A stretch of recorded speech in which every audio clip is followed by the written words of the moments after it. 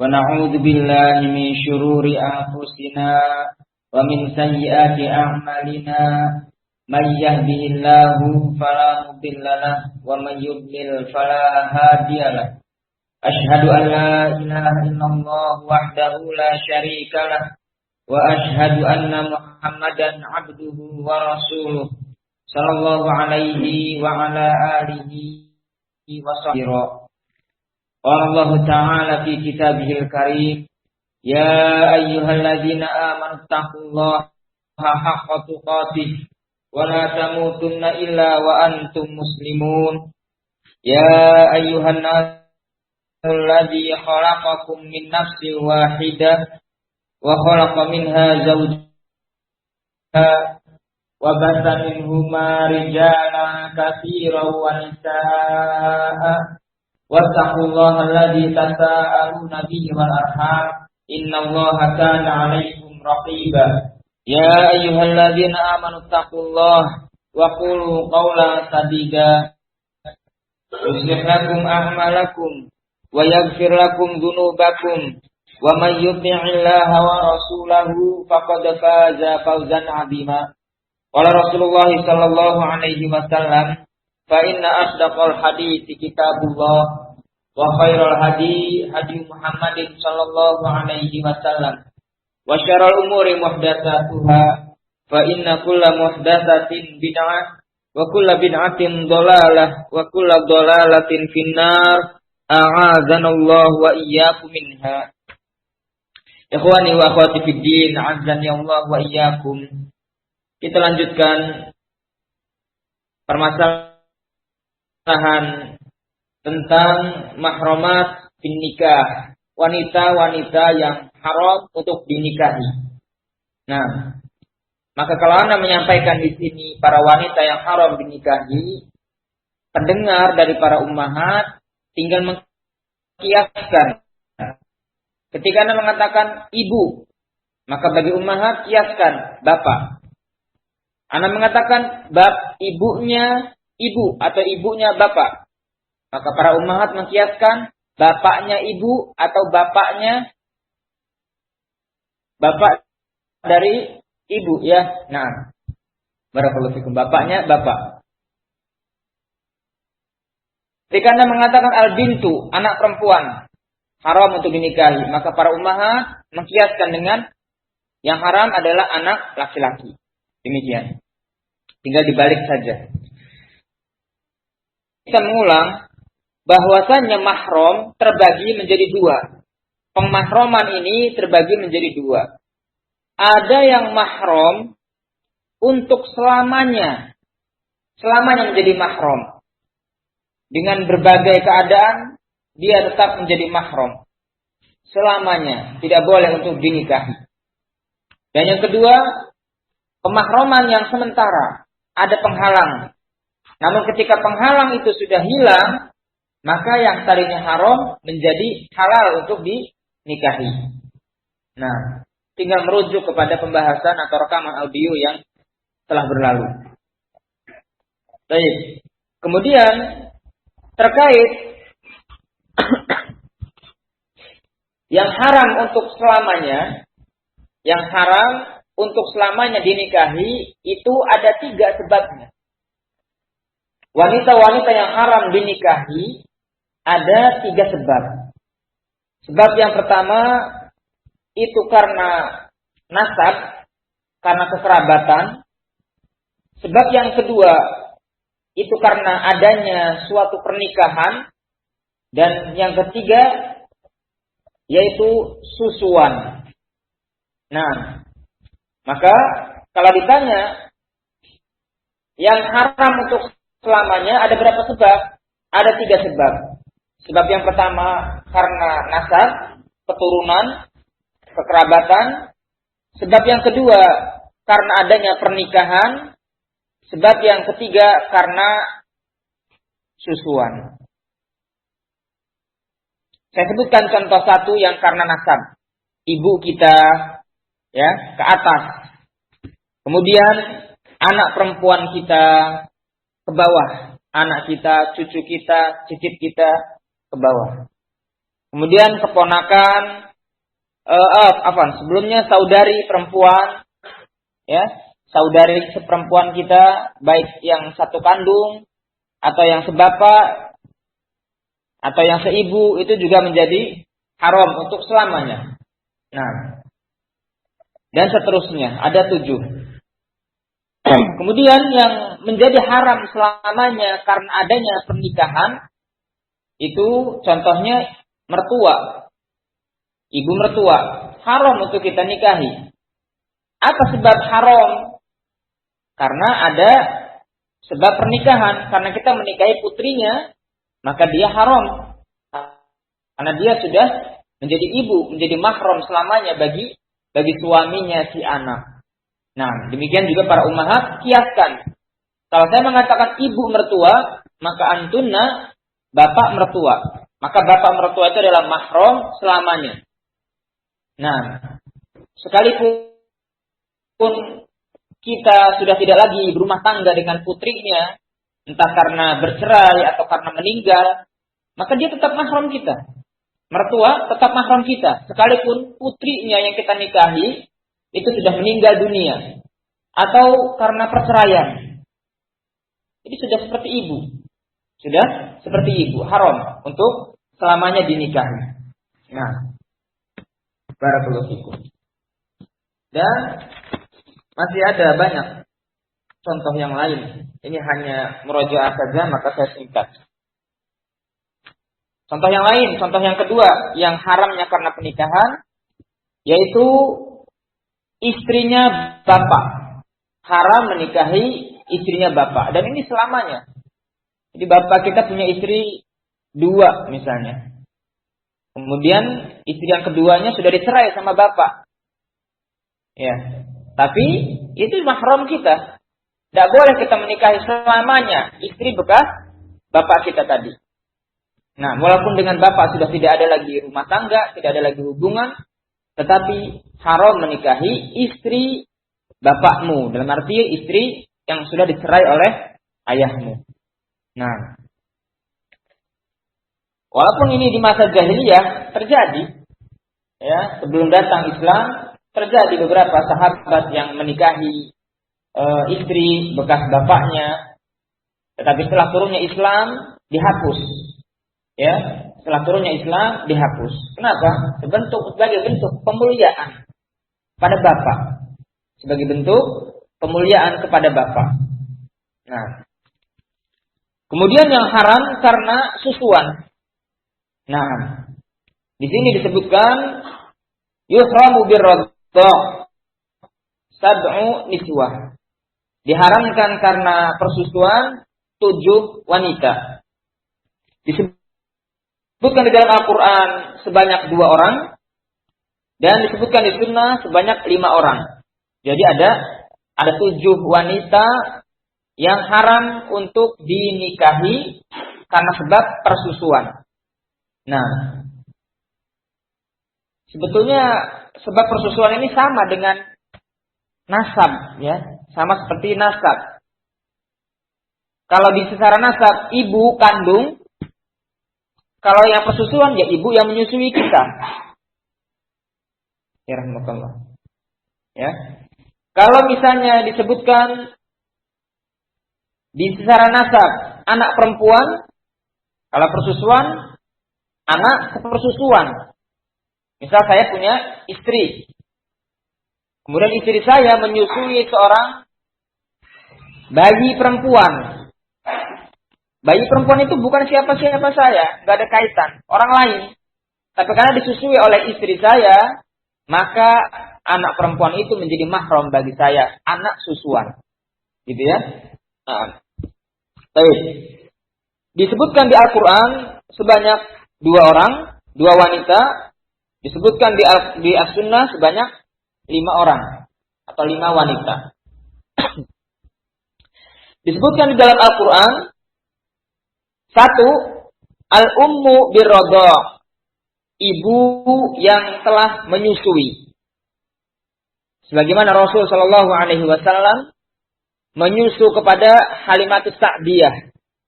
Halimatus Sa'diyah itu orang lain, nggak ada hubungan kekerabatan sama Rasulullah Shallallahu Alaihi Wasallam.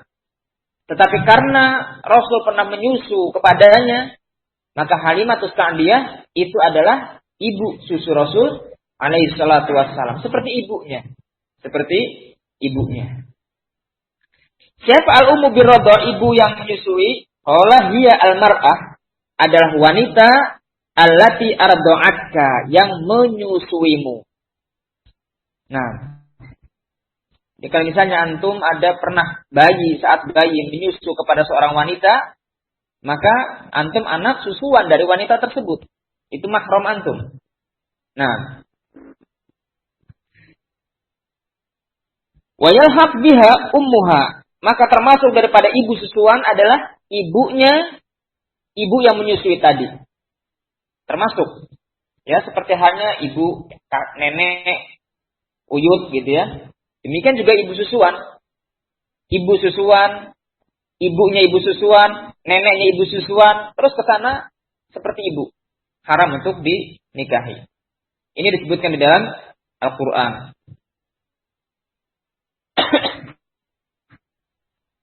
Demikian juga ibu dari suami yang menyusui tadi pun adalah mahram.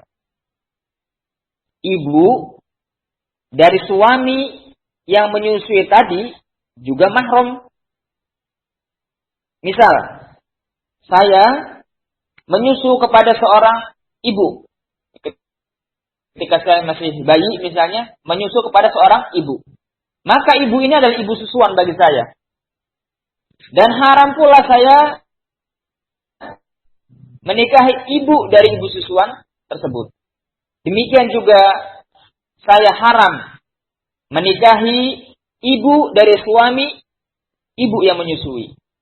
Kenapa? Karena tidak mungkin ada ASI kalau tidak ada sebab tidak apa, gitu ya. Jadi ASI itu ada dari ibu susuan karena hamil dari bapak. Jadi ini bapak susuan. Maka ibunya bapak yang menyusui ini pun adalah mahram bagi saya. Sama hanya seperti nenek kita dari pihak bapak. Itu kan mahram bagi kita. Gitu ya. Nah. Kemudian yang kedua, yang disebutkan di dalam Al-Quran, al-ukhtu birradha, saudari susuan. Saudari sepersusuan. Siapa?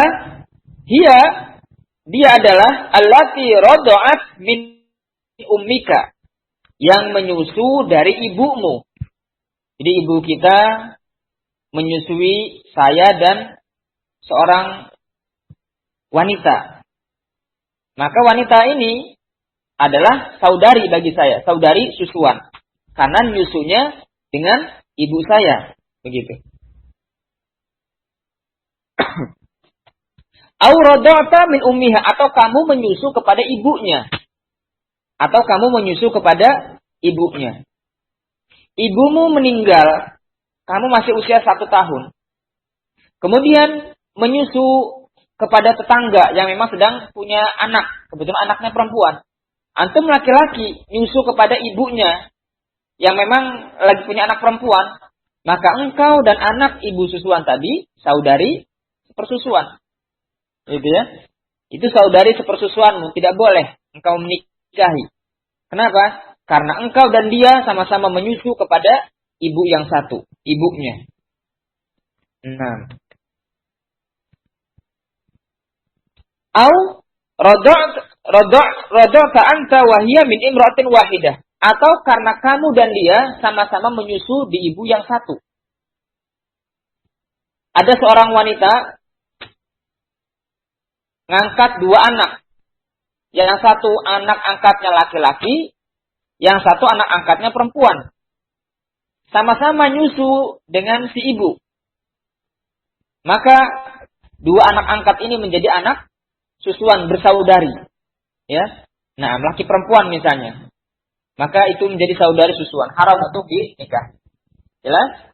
Saya ulangi, saudari susuan itu bisa wanita itu menyusu dengan ibu kita, atau kita yang menyusu kepada ibunya, atau saya dan wanita itu menyusu dari wanita yang sama, meskipun bukan ibu dari kita berdua. Orang lain misalnya. Kebetulan anaknya meninggal, dia ngangkat saya dan seorang wanita, misalnya. Lalu disusuilah saya dan wanita itu oleh wanita tadi yang anaknya meninggal. Ya, jadi bersaudari. Ya, saudara susuan. Dia saudari sepersusuanku, haram untuk dinikahi. Nah, apa dalilnya? Di surat An-Nisa ayat 23. Wa ummahatukumul lati arda'nakum. Diharamkan atas kalian, ini awal ayat, sampai pada potongan ayatnya, wa ummahatukum, dan ibu-ibu kalian, allati yang telah arda'nakum, menyusui kalian. Ini dalil untuk poin nomor 1. Dan ibu-ibu atau wanita-wanita yang telah menyusui kalian. Wa akhawatukum minar radha'ah, dan saudari-saudari kalian dari sepersusuan. Nah, ini disebutkan di dalam Al-Qur'an surat An-Nisa ayat 23. Kemudian yang disebutkan di dalam sunnah yang diharamkan dari sepersusuan, namun dalilnya dari sunnah. 1, bintul akhi minar radha', anak perempuannya saudara sepersusuan. Ponakan jatuhnya. Anak saudara sepersusuan. Saya dan bapaknya sama-sama menyusu dengan satu wanita. Kemudian saudara susuan tadi punya anak perempuan. Maka itu seperti ponakan jatuhnya. Nggak boleh. Nah, barakallahu fikum. Seperti halnya Rasul pernah menyusu ya kepada Halimatus Sa'diyah, yang Halimah juga menyusui Hamzah. Lalu Hamzah mempunyai seorang putri. Maka menjadi apa? Anak saudara susuan. Tidak boleh. Jadi seperti halnya keponakan jatuhnya ya. Cuman ini dari sisi persusuan. Ini nomor 1 yang disebutkan di dalam sunnah. Anak perempuan dari saudara sepersusuan. Yang kedua, bintul ukhti minar radha', anak perempuan dari saudari sepersusuan. Anak perempuan dari saudari sepersusuan. Saya dan ibunya sama-sama menyusu dari satu wanita. Kemudian saudari susuan tadi punya anak perempuan, yaitu jadi keponakan saya, keponakan susuan. Anak dari saudari susuan. Sama keponakan jatuhnya. Ya, seperti poin nomor 1. Hanya saja ini anak perempuan dari saudari susuan. Kalau poin pertama, anak perempuan dari saudara susuan. Sama-sama keponakan ya. Bahasa mudahnya keponakan. Yang ketiga, al-ammatu minar radha', bibi sepersusuan. Wahiyya allati radha'at ma'abik, yang mana dia menyusu, dia dan bapakmu menyusu dari satu wanita. Bapak kita pernah disusuin sama seorang wanita. Dan kebetulan ada wanita lain yang pernah disusui oleh ibu, oleh wanita yang sama yang menyusui bapak kita. Maka jatuhnya apa? Bibi ya. Bahasa mudanya bibi. Bibi susuan. Kenapa? Karena wanita itu pernah menyusu dengan seorang wanita yang wanita itu menyusui bapak kita. Gitu. Bibi lah. Yang keempat, al-khalah minar radha', bibi dari sisi ibu. Apa maknanya? Dia dan ibu kita sama-sama pernah nyusu dari wanita yang sama. Ibu saya pernah disusuin oleh A. Kemudian ada wanita lain juga disusuin oleh A. Berarti nyusunya sama. Di wanita yang sama. Ibu saya dan wanita satu lagi. Maka wanita yang satu lagi ini jatuhnya apa? Kholah. Kholah minar radha', bibi sepersusuan dari sisi ibu. Karena dia dan ibu kita sama-sama menyusu dari wanita yang sama. Yang kelima, al-bintu minar radha'. Anak perempuan dari susuan. Siapa? Yaitu allati rada'at min zaujatik. Seorang wanita yang menyusu kepada istrimu. Bintu minar radha', anak susuan, maknanya yang menyusu kepada istrimu. Saya punya istri.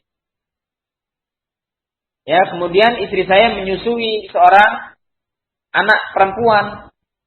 Maka anak perempuan ini menjadi mahram, anak susuan. Karena nggak mungkin istri kita ada ASI kalau bukan sebab suami yang menghamilinya sehingga dia keluar ASI. Paham ya? Nah, barakallahu fikum. Lalu bagaimana dengan saudara-saudara si yang nyusu tadi? Apakah menjadi mahram bagi wanita yang menyusui? Saya kiaskan begini. Ada 3 orang bersaudara. A, B, C. Ini sama-sama laki-laki semuanya. Kemudian A menyusu kepada seorang wanita. Berarti A ini mahram bagi si wanita. Maka A pun mahram bagi ibunya wanita yang menyusui. Mahram bagi anak perempuan yang menyusui. Bagaimana dengan saudara-saudaranya A, B, C ini?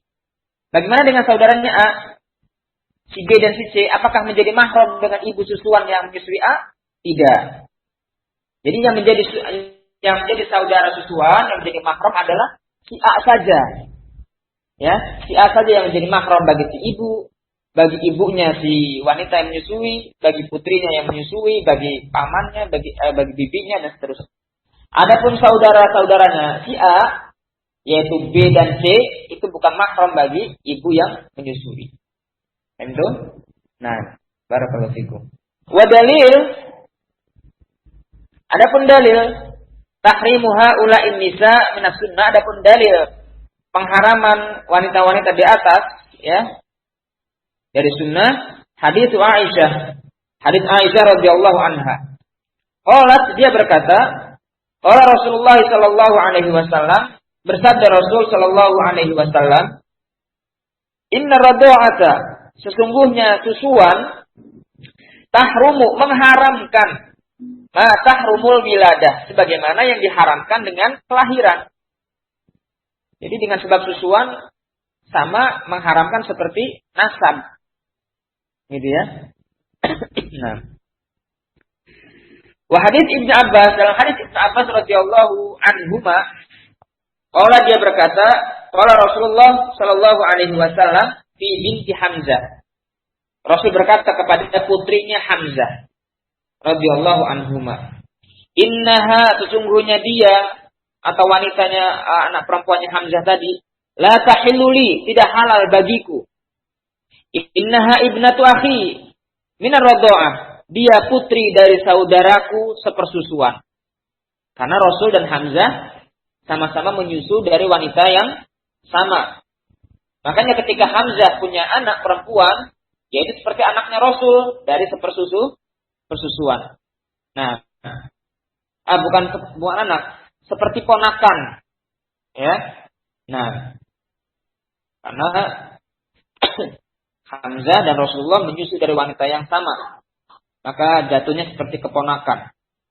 Wa yahrumu minar radha'ah, dan haram dari susuan, ma yahrumu minar rahim, seperti haram karena rahim, sama haramnya dengan nasab. Sebetulnya tinggal dikiaskan saja, apa-apa yang diharamkan dari radha' ya tinggal sama dengan mahram-mahram karena karena nasab, karena wiladah, kelahiran, karena rahim. Nah, barakallahu fikum. Baik, ini yang haram, ini yang haram takbidan, untuk selamanya. Haram untuk selamanya. Sebabnya ada berapa? Sebab yang haram untuk selamanya ada berapa mahram ini? Ada 3. 1, karena nasab. 2, karena pernikahan. Yang ketiga, karena persusuan. Nah, sekarang yang mahram ta'qitan, sementara. Mahram untuk sementara. Mahram di sini dalam artian haram untuk dinikahi ya. Nah. Qala yahrumu ta'qiqan iddatan nisa'in. Diharamkan pernikahan sementara beberapa wanita yang kita bagi menjadi dua macam.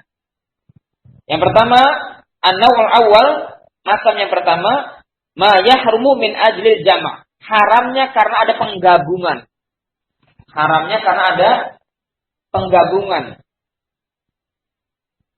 Yang kedua, maka tahrimuhu li'arif. Haramnya karena ada penghalang. Haramnya karena ada penghalang. Baik, kita bahas yang pertama. Apa yang pertama? Haram karena apa? Karena penggabungan. Yaitu al-jam'u bainal ukhtain. Penggabungan antara dua saudari. Ipar ya, jatuhnya ipar. Saya punya istri. Kemudian istri punya adik perempuan. Maka adik perempuan tadi haram untuk saya nikahi. Apa penyebabnya? Karena adanya penggabungan. Diharamkan seorang laki-laki menikahi dua bersaudari sekaligus dalam satu pernikahan. Illa ma qad salaf, kecuali telah berlalu, maka tidak apa-apa. Telah berlalunya karena perceraian, saya cerai dengan istri, naudzubillah, misalnya nikah sama adiknya. Ini tidak mengapa. Kenapa? Sudah tidak ada penggabungan. Nah, tapi kalau masih terikat pernikahan dengan mbaknya, tetehnya, maka tidak boleh menggabung menikahi putrinya, adiknya atau tetehnya. Pernah suatu ketika Rasul dikatakan oleh salah satu istri beliau, radhiyallahu anha, ya Rasulullah, maukah engkau menikah dengan adik perempuanku? Ini kata salah seorang istri Rasulullah. Nah, jadi istrinya Rasul ini menawarkan kepada Rasul untuk menikahi adik perempuannya. Maka kata Rasulullah SAW, sesungguhnya itu diharamkan menggabung dua bersaudari dalam satu pernikahan. Nah, sawa'un kanata minan nasab au minar radha, sama saja wanita itu karena nasab, kakak beradik dari sisi nasab, au minar radha, atau kakak beradik karena sepersusuan. Jadi wanita itu, ada dua wanita sama-sama menyusu dari seorang ibu. Berarti kan saudari susuan dua orang itu. Dua orang wanita itu sepersusuan. Saya menikahi satu wanita. Kemudian saya mau menikahi satu lagi yang disusui oleh wanita yang sama. Ini nggak boleh. Kenapa? Saudari sepersusuan. Nggak boleh. Barakallahu fikum. Sawa'un aqada alaihima ma'an aw mutafarriqan. Sama saja akadnya satu waktu atau terpisah. Selama belum dicerai atau belum berpisah salah satunya atau belum meninggal, maka tidak diperbolehkan untuk menggabung dalam satu ikatan pernikahan.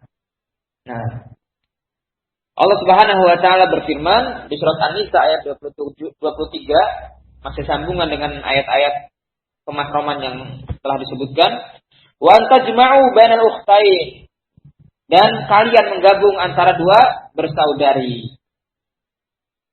Nah, enggak boleh menikahi adik ipar atau teteh ipar dalam akad yang sama, kecuali telah berlalu. Istri kita telah meninggal atau istri kita telah bercerai, maka boleh menikah dengan saudarinya. Nah, maka ini mahramnya dalam artian haram untuk dinikahinya sementara, tidak selamanya. Kalau istri kita sudah meninggal atau sudah bercerai, ya sudah boleh menikah dengan wanita tadi. Tetapi bukan maknanya dia saudari ipar tadi mahram kita, yang boleh kita sentuh, yang boleh kita melihat auratnya. Nah, ya, barakallahu fikum. Berbeda dengan anak kita, dengan ibu kita, dengan ibu mertua. Boleh kita melihat sebatas apa yang dilihat, dari kepala, dari leher ke atas, dari siku sampai ujung jari, dari lutut ke bawah, boleh kita melihat. Tetapi ipar, ya maka ini seperti orang lain. Ini seperti orang lain. Hanya saja haram untuk dinikahi karena sebab bergabung dengan tetehnya tadi. Adapun dari sisi mahram, safar berdua, nah tinggal berdua, ini tidak diperbolehkan. Maksudnya khalwah berduaan. Dan fitnah ipar ini mengerikan. Nah, bahkan disebutkan kata Rasulullah SAW, alhamu maut. Ipar itu kematian, kebinasaan, celaka. Berapa banyak terjadi fitnah antara ipar dengan ipar. Saya kisahkan kisah salah seorang syekh. Ini kisahnya masyhur di Arab. Ada suami istri menikah. Kemudian saudara dari suaminya tinggal di kota bersama kakaknya yang punya istri tadi dalam satu rumah. Ya. Karena permintaan dari ibu. Udah sih itu kan saudara kamu, masa begitu aja tidak boleh. Masa harus ngontrak lagi, biaya dan seterusnya. Ya, biasalah ibu, nggak mungkin terjadi begini begitu. Masa saudara begini begitu. Terjadi sampai beberapa tahun tinggal serumah, sampai punya anak 2 atau 3 anak. Hingga suatu ketika suaminya pulang dari kantor atau dari pekerjaannya, dia bertemu di tengah jalan seorang wanita. Bertemu dengan wanita di tengah jalan yang sedang mau melahirkan. Karena kasihan, akhirnya ditolong. Wanita yang mau melahirkan di tengah jalan tadi ditolong, dibawa ke rumah sakit. Sampai rumah sakit, pihak rumah sakit meminta tanggung jawab. Siapa yang mau menanggung, ya kan? Kan gitu. Kata wanita itu, ini suami saya, Dok. Suami apa? Saya nemu kamu di tengah jalan, ya kan? Nah, saya punya istri, saya punya anak. Itu bukan istri saya. Saya hanya nolong dia di tengah jalan mau melahirkan. Saya bawa ke sini. Kasihan. Tapi ya, wanita tadi ngotot. Ya, itu suami saya, ini suami saya. Sehingga dokter harus mengambil jalan tengah.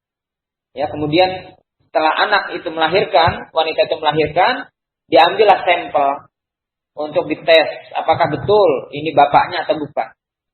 Ternyata setelah tes DNA, kamu benar, kata dokter.